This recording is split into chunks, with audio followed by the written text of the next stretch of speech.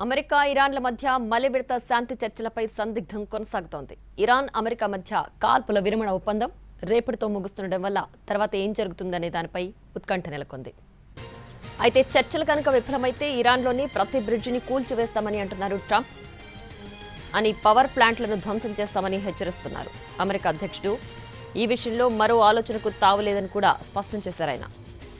ఇరాన్తో రెండో విడత చర్చల కోసం అమెరికా ఉపాధ్యక్షుడు జేడీ వాన్స్ నేతృత్వంలో అమెరికా బృందం ఇవాళ రాత్రికి ఇస్లామాబాద్ బయలుదేరుతుంది. అయితే ఇరాన్ చర్చలకు హాజరవుతుందా లేదా అనే విషయంలో ఇంకా ఇంతవరకు స్పష్టత రాలేదు.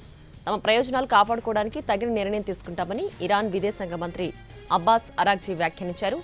రష్యా విదేశాంగ మంత్రి సర్జీ లావ్రోవ్తో జరిగిన సంభాషణలో ఈ విషయం చెప్పారాయన. ఇరాన్ అమెరికా మధ్య ఘర్షణ తాజా పరిస్థితులపై ఇరాన్ రష్యా విదేశాంగ మంత్రుల మధ్య ఫోన్ ద్వారా చర్చ జరిగింది. ఈ సందర్భంగా హార్మోజ్ జలసంధిని అమెరికా దిగ్బంధించడం, తమ కార్గో నౌకపై అమెరికా దాడి చేసి సీజ్ చేయడాన్ని అబ్బాస్ అరాగ్జీ తప్పుపట్టారు. అమెరికా చర్యలు చట్ట విరుద్ధమని అన్నారు. దీనికి ప్రతీకారం తీర్చుకుంటామని స్పష్టం చేశారాయన. అంతేకాదు అమెరికా నేతల తీరు దౌత్యానికి విరుద్ధంగా ఉన్నాయంటూ దుయ్యబట్టారు అరాగ్జీ.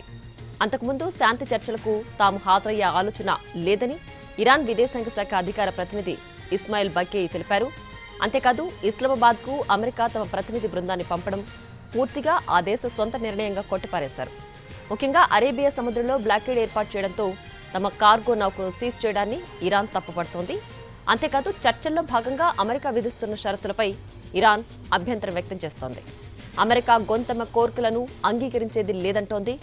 ప్రస్తుతం అరేబియా సముద్రంలో అమెరికా తన యుద్ధ నౌకలతో బ్లాకేడ్ కొనసాగిస్తోంది. హార్మూజ్ జలసంధి మీదుగా ఇరాన్ పోస్టుల నుంచి వచ్చే నౌకలను అడ్డుకుంటోంది. అమెరికా హెచ్చరికలతో ఇంతవరకు 27 కార్గో నౌకలు తిరిగి ఇరాన్ పోర్టులకు చేరుకున్నాయి.